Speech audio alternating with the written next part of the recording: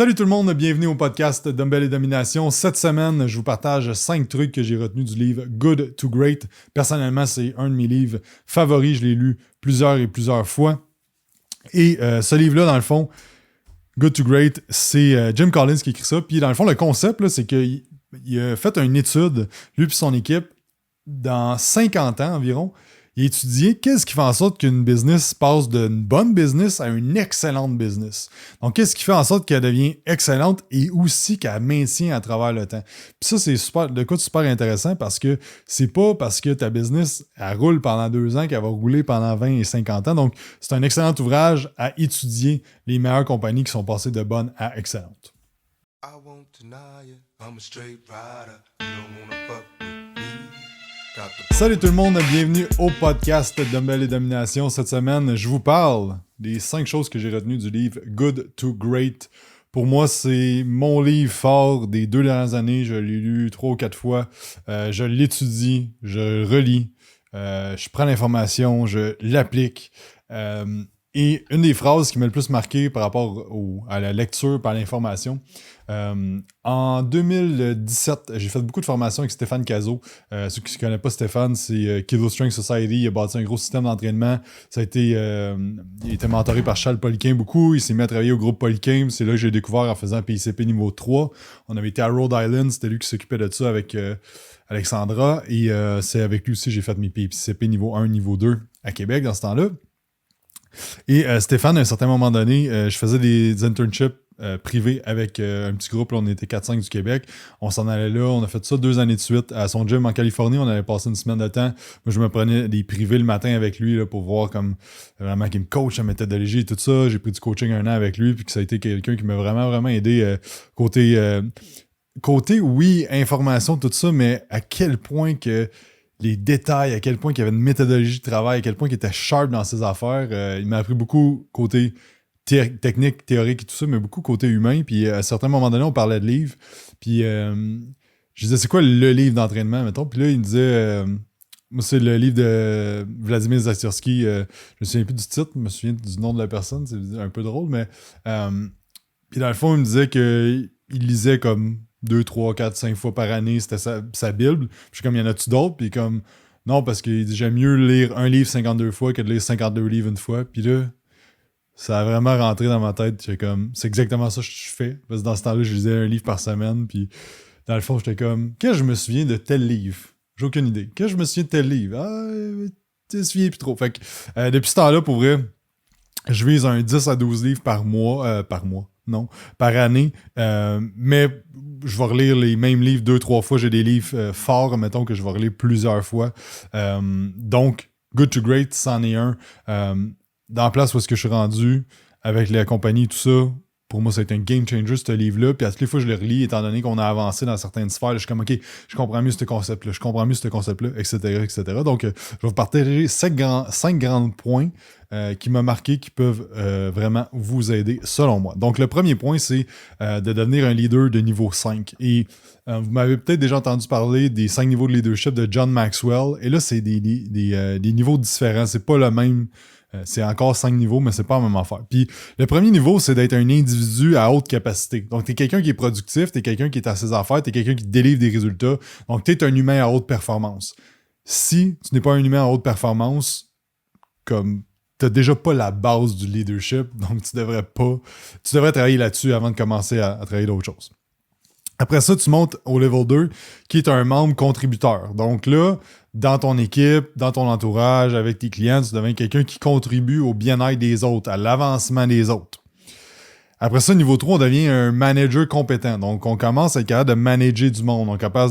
On commence à être capable d'avoir du monde en dessous de nous qui vont faire les choses. Donc, on délègue des tâches. Donc, puis on va voir la différence tantôt, mais on délègue des tâches. On commence à être capable de rendre le monde accountable, de faire en sorte que les affaires avancent. Donc là, on tombe dans la délégation. Donc, vous avez peut-être un adjoint, vous avez peut-être un coach, vous avez peut-être une grosse équipe, whatever, mais là, on tombe en mode manager. Et ça se peut qu'on reste là un bout, parce qu'il faut améliorer nos skills à ce moment-là. Puis, un des skills les plus durs à acquérir, selon moi, parce que c'est de quoi j'ai pas eu à faire dans ma vie avant, c'est le management. Puis, on va voir qu'il y a une différence entre le management et le leadership. Le leadership, c'est après ça, le niveau 4, c'est d'être un leader effectif, donc efficace, si on veut. Et là, ben, c'est capable de caster la vision, de caster où est-ce qu'on s'en va, puis d'amener le monde avec toi dans ta mission, de comme où est-ce que le bateau s'en va. Là. On est là, on rame, là, puis on voit juste l'horizon. Là. Il y a de l'eau, il n'y a rien, puis tout est comme, il y a une île là-bas, remplie d'or, puis on s'en va là-bas, puis let's go, on y va, puis le monde embarque dans ta vision.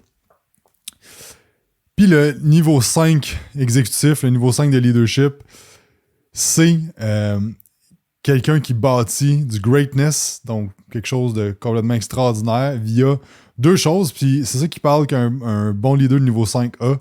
C'est qu'il y a une extrême, un personal humility, donc une humilité personnelle, et un professionnel extrême. Donc il croit en lui ultime à fond, mais aussi il y a une humilité, puis ce qu'ils disent dans le livre que je trouve vraiment intéressant, c'est que le leader de niveau 5 va être capable, c'est comme un paradoxe, va être capable de tout mettre le succès de ce qu'il fait sur son équipe, sur les gens.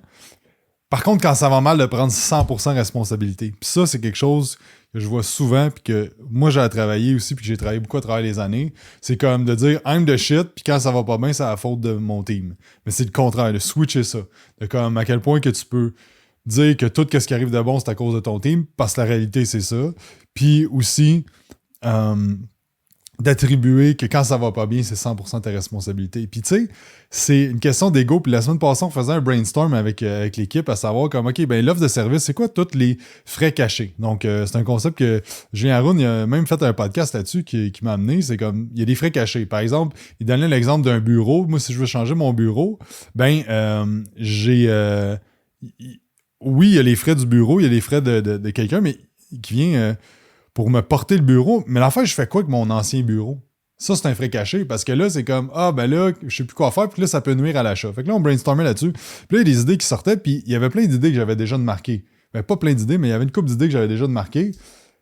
Mais ça donne quoi que, quand quelqu'un dit une idée, je suis comme, moi, j'avais déjà pensé à ça. Ça donne quoi de faire ça? Fait que je prends les idées, puis je dis, Chris, c'est une bonne idée, ça. Je parle pas tout que c'est moi, mais la première affaire qui arrivait, c'est que j'avais le goût de dire ça, genre, j'ai déjà pensé. Mais ça, c'est de l'ego, c'est juste de comme, je suis bon, blablabla, on s'en fout. Mais ultimement, comme à quel point que tu mets ton monde de l'avant, puis que leur décision d'attribuer les bons coups qu'ils font, puis de prendre 100% responsabilité. Fait que de devenir un niveau 5, l'affaire, c'est qu'il faut que tu passes par les niveaux. Donc, si t'es pas un bon manager, tu peux pas être un bon leader. Parce que le management, c'est de s'assurer que le monde font ce que tu dis. Puis le leadership, c'est de casser la vision qui embarque. Fait que si t'es juste tout le temps en train de casser la vision, de dire on s'en va là, mais tu manages pas ton bateau. Fait que là, t'es comme juste en avant du bateau, puis t'es comme, hey, on s'en va là, l'île est là-bas. Yes, sir, embarquez avec moi, puis le monde, il rame. Mais il y a de la boîte partout sur le pont, puis le monde fait un peu n'importe quoi, il s'en va à gauche, à droite, puis il n'y a pas d'accountability, de management qui est faite, ben ça va pas avancer à la vitesse que tu voudras. Right? Puis même affaire, s'il n'y a pas de vision, le monde sont comme, ben là, on fait quoi en plein milieu de l'océan? On s'en va d'ici, là, on va prendre notre propre bateau, puis on va s'en aller d'un bord, ou on va embarquer dans un autre bateau. Donc, 5 niveaux de leadership selon Good to Great. Deuxième point, qui et non quoi? Là, je parle aux gens qui sont rendus, mettons dans le coaching, là, si on met une tranche de revenus, là, 25 à 50 000 de revenus par mois, récurrent, de revenus récurrents. Si vous êtes un solo comme propriétaire d'entreprise, ou même à deux, plus vers le 50 à deux, là, parce que là, vous avez comme deux têtes pour. Fait que vous faites 25 000 chaque, là, tu sais. Fait que. La game, là, c'est plus quoi faire, c'est qui avoir. Okay? C'est qui, pas quoi. Puis là, ces gens-là, de qui, eux, ils font le quoi. Puis tantôt, je parlais de déléguer, faire. Il y a deux niveaux. Le premier niveau qu'on veut déléguer, c'est les choses, l'exécution des choses. Administration, les prises de rendez-vous, etc. Après ça, peut-être le montage vidéo, etc. Fait que c'est des tâches. Mais le next step, c'est de déléguer des décisions. Et ça, c'est un autre game encore là, de déléguer des décisions. Quand on tombe dans, OK, on va déléguer des postes de leadership, des postes même de C-suite, donc intégrateur, CO, etc. Donc, et dans le fond, une des analogies qui parle dans Good to Great, qui est excellent, que j'utilise toujours, c'est que toi, tu chauffes ton autobus, OK? Fait que tantôt, c'était l'analogie du... ça va être aujourd'hui des analogies de véhicules. Fait que on parlait du bateau, c'est la même affaire, OK? Fait que là, l'autobus. Fait que là, toi, t'as ton autobus, tu chauffes l'autobus. C'est toi qui dirige l'autobus à savoir où est-ce qu'on s'en va avec l'autobus, t'sais. Fait que où est-ce qu'on s'en va avec la compagnie, la vision, la mission. Et la façon qu'on va se rendre, donc les valeurs. Donc l'autobus, c'est-tu un autobus qui est performant? C'est-tu un autobus qui a le party tout le temps, que c'est le fun à être là? C'est-tu un autobus super sérieux? C'est-tu un autobus qui est axé sur l'excellence, c'est clean cut partout? C'est-tu un autobus qu'on est en innovation, que les bancs sont faits d'une autre façon? Donc là, ça, c'est les valeurs. Donc la mission, c'est le Big North Star. La vision, c'est, OK, étape par étape, genre dans 10 ans, là, ça va être quoi concrètement qui va arriver? Parce que la mission est comme une utopie. La vision est claire, nette et précise, c'est où qu'on s'en va. Et les valeurs, c'est de la façon qu'on va se rendre là. Ça va être quoi le véhicule utilisé pour ça? Et la façon que ce véhicule-là va être peinturé, va être fait. Et dans le fond, l'analogie, c'est que, en fait, c'est toi qui décides c'est quoi les sièges, donc c'est quoi les postes dans ton autobus. C'est toi qui décides qui rentre dans ton autobus et à quelle place qu'elle s'assit cette personne-là dans l'autobus, puis qui aussi doit sortir de l'autobus. Donc, le but, c'est de mettre les bonnes personnes dans le bon siège. Donc, la bonne personne, ça veut dire la bonne personne dans l'autobus, puis ensuite de ça, la bonne personne dans le bon siège. Parce que la pire chose qui peut arriver, ça c'est dans iOS, mais ça va vraiment beaucoup avec Good to Great, c'est que la pire chose qui peut arriver, c'est une bonne personne dans l'autobus assise dans le mauvais siège. Ça fait que la personne devient une mauvaise personne dans l'entreprise, quand que là, c'était votre rôle de leadership, votre rôle de management, de mettre la bonne personne dans le bon siège. Donc là, c'est de voir est-ce qu'on a les bonnes personnes à la bonne place dans l'entreprise. Et ça, on va passer, encore là je tombe dans iOS avec Traction, mais il y a 3 questions qu'on va se poser. Est-ce que la personne la comprend? Est-ce qu'elle veut? Puis est-ce qu'elle a les capacités? Et on demande ça à la personne, puis on fait aussi nous. Est-ce que, OK, moi, Michael, est-ce qu'il comprend? Est-ce qu'il veut? Puis les capacités. Veut, ben on va en parler. Mais moi, est-ce qu'il comprend réellement? J'ai-tu l'impression qu'il comprend? Puis j'ai-tu l'impression qu'il a pas de capacité? Parce qu'il y a des gens qui surévaluent leur capacité, puis il y a des gens qui sous-évaluent leur capacité. Donc, ça doit être les 2 personnes qui se demandent là. Puis des fois, la personne est dans le mauvais siège, elle veut pas. Mais elle est bonne à le faire, tout ça, puis faut qu'il y ait un plan de match s'il est dans le mauvais siège. OK, présentement, on a besoin de toi là, mais regarde, dans les 6 prochains mois, voici ce qui va se passer. On va engager quelqu'un d'autre, on va bâtir des process ensemble, on va déléguer ta tâche là, puis toi, on va te mettre dans une autre position. Nous, c'est quelque chose qu'on vit présentement. Quelqu'un qui fit dans l'autobus, super, on l'a engagé pour un poste, là, il a découvert une autre affaire, on lui a donné une petite d'autres affaires dans l'entreprise. Puis là, il est comme, hey, je pense que ça, là, genre vraiment, vraiment, je trippe. OK, fine, parfait. On va te garder dans l'autobus, fait qu'on va te mettre dans le bon siège. Donc ça, ce concept-là, il est ultra, ultra, ultra, ultra important. Et ça, c'est de connaître vos valeurs fondamentales, connaître votre vision, connaître votre mission, pour demander réellement est-ce que cette personne-là fit dans l'autobus. Si j'aurais à la réengager, est-ce que j'engagerais encore cette personne-là maintenant que je sais tout ce que je sais sur cette personne-là? Ça veut pas dire que la personne, c'est pas une bonne personne, OK? Elle ne fit pas dans votre autobus. C'est bien correct. Votre autobus, là, faut qu'il soit polarisé. Parce que vous êtes un style de personne. Right? Vous êtes qui vous êtes. Puis moi, trop longtemps, je me suis dilué à savoir comme ah, mais on va avoir du monde si c'est ça dans l'entreprise. Non. C'est comme le carré, il est ultra clair chez nous. C'est comment? Puis il va juste de plus en plus tighter ce carré-là parce que on est de même. Puis chez nous, c'était un peu militaire. Right? Puis quand on en parle, des fois, on parlait avec une autre compagnie qui ont une grosseur un petit peu plus gros que nous autres, puis ils nous demandaient un peu la culture, c'était quand même, c'est comme, OK, mon Dieu, c'est comme 2 affaires complètement différentes des autres. Les autres, c'est gros le plaisir, le fun, puis tout ça, puis nous autres, on a du fun, mais à travailler. Fait que, puis ça, c'est juste du self-awareness avec le temps, d'apprendre à se connaître, puis de se demander est-ce que les gens qui sont là sont dans le bon autobus, puis après ça, est-ce qu'ils sont dans la bonne chaise, dans cet autobus-là. Donc, qui, pas quoi. Puis encore là, quand vient le temps de rendre un certain point, encore là, je m'adresse à du monde un petit peu plus loin, mais c'est bon aussi d'avoir conscience de ça quand t'es pas rendu là. Si t'es rendu à 25-30 000 par mois, faut plus que tu te demandes qu'est-ce que je dois faire de plus, faut que tu te demandes qui j'ai besoin à quel poste pour me libérer du temps, pour pouvoir faire ma job de visionnaire, peut-être de directeur des ventes, directeur marketing, directeur finance, de scaler la business, d'avancer le projet, de faire que les choses avancent. Qui je dois engager, c'est quoi les skills de management, de leadership, de marketing, de vente que je dois améliorer. Donc, c'est tout ça. Point numéro 3, c'est quelque chose que, pour moi, a fait beaucoup de sens dans les dernières années et que me nuit énormément à travers le temps. Puis c'est quelque chose que je dans le fond, qui me... Tu sais, la fois, avant que je rentre dans ce point-là, il faut comprendre que vous êtes propriétaire de l'entreprise, vous êtes les leaders. OK? Il faut vraiment que vous voyez que votre identité soit une identité de leadership. Et ça, c'est quelque chose de ultra, ultra, ultra important. Mais il faut comprendre que vous êtes l'humain derrière la business. Si vous avez des traumas, si vous avez un paquet de problèmes, si vous avez shitload d'affaires, réglez ça en premier. Parce que vous ne pouvez pas scaler une business si vous n'êtes pas un bon leader envers vous-même. Okay? Le point que je vais parler, c'est brutal facts. D'être honnête, d'être transparent et d'adresser les conflits, d'adresser les problématiques upfront. Puis moi, c'est quelque chose que toute ma vie, mettons, avant, ça remonte, mettons, les 5 dernières années, je me suis vraiment amélioré, mais avant ça, là, c'était vraiment quelque chose que j'évitais toujours les conflits. Donc, tout était tout le temps beau, puis j'étais passif-agressif quand, dans le fond, je voulais faire passer un message parce que j'étais incapable de communiquer directement exactement les choses. Je passais tout le temps par 4 chemins, je voulais pas, j'avais peur de ne plus me faire aimer, j'avais peur de me sentir rejeté, puis là, ça vient plein de traumas de quand j'étais jeune, mais là, quand tu comprends, t'es comme, OK, je suis de même, là, OK? Mais je peux changer, right? Est-ce que je vais être encore de même? Non. Est-ce que ça m'aide présentement d'être de même? Non. Donc, qu'est-ce que je peux faire pour changer ça? Puis, c'est juste que, dans le fond, je me rends compte que j'avais aucun skills de communication. Je ne savais pas comment communiquer ces choses-là. Puis ça me stressait de dire les affaires parce que j'avais peur d'être rejeté, etc. Donc là, les brutal facts, d'être honnête, c'est de quoi de ultra important en business. Parce que si tu n'es pas clair, net et précis, puis si tu n'adresses pas les moindres petites choses qui te gossent, qui te font chier, qui ne marchent pas dans ton entreprise, tu vas te retrouver avec un chaos monumental.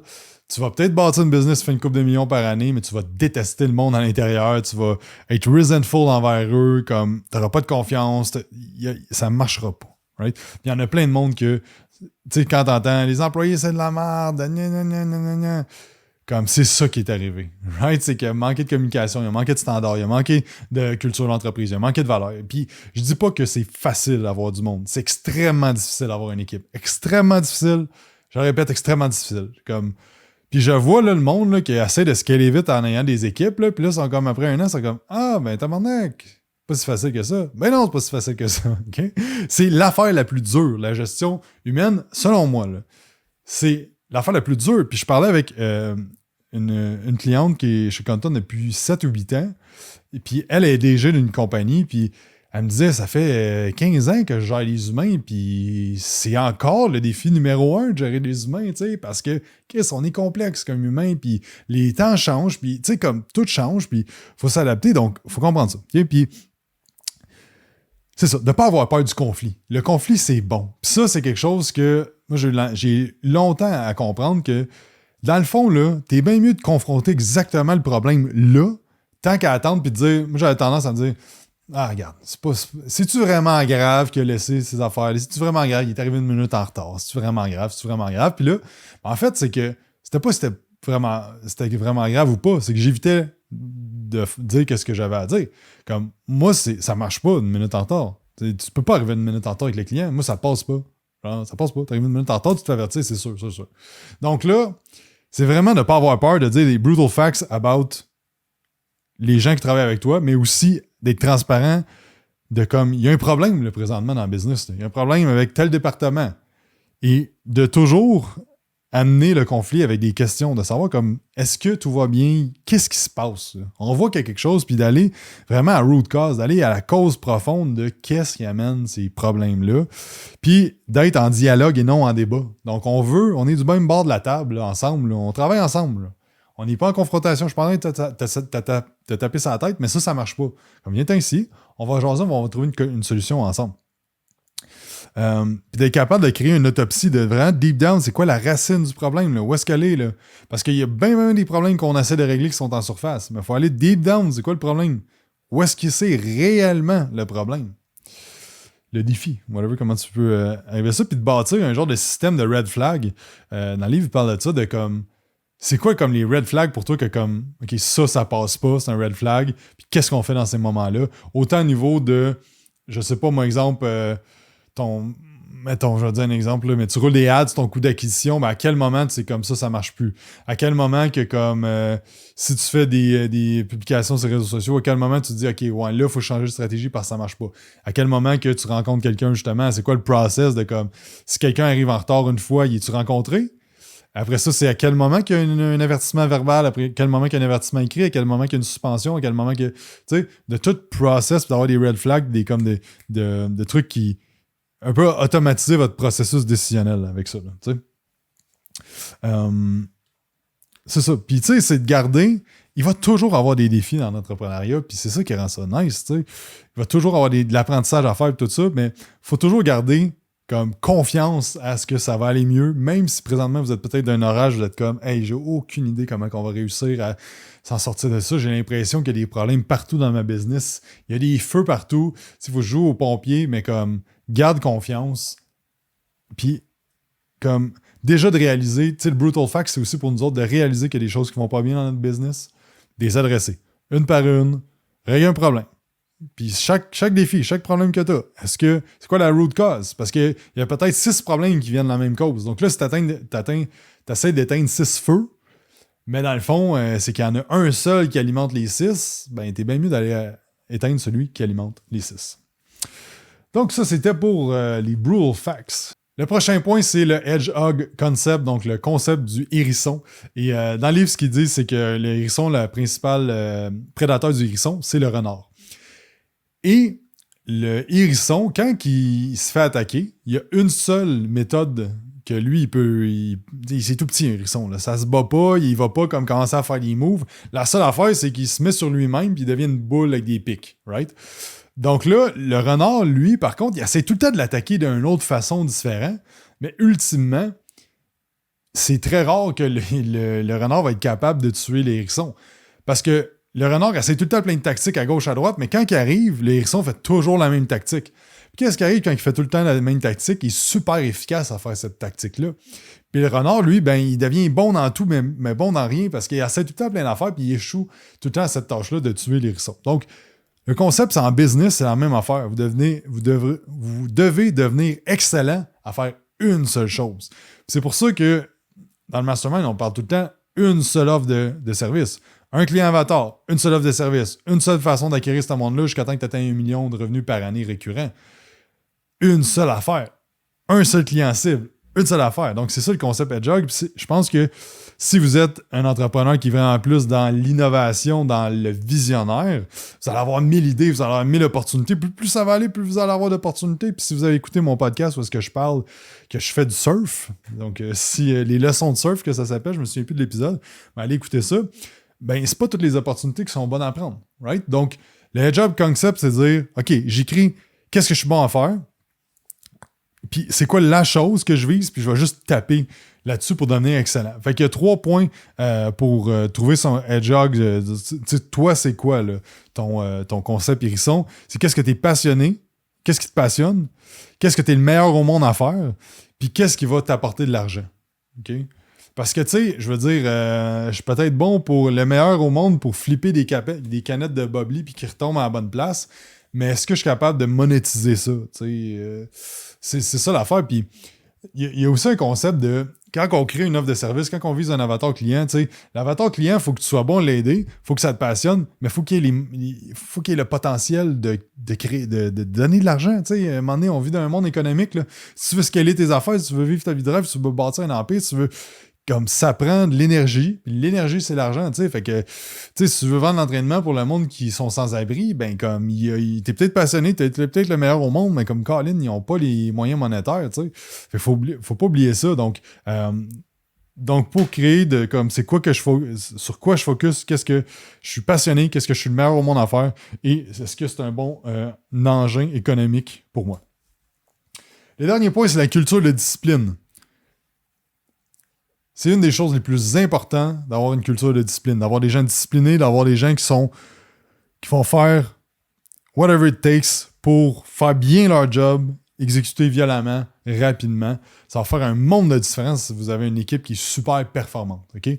Puis là, performante, c'est votre définition à vous. Sauf que si vous êtes quelqu'un d'ultra discipliné, vous devez mettre ça comme standard. Vous devez bâtir une culture de discipline, que les gens sont disciplinés. Autant au niveau de leur entraînement, leur nutrition.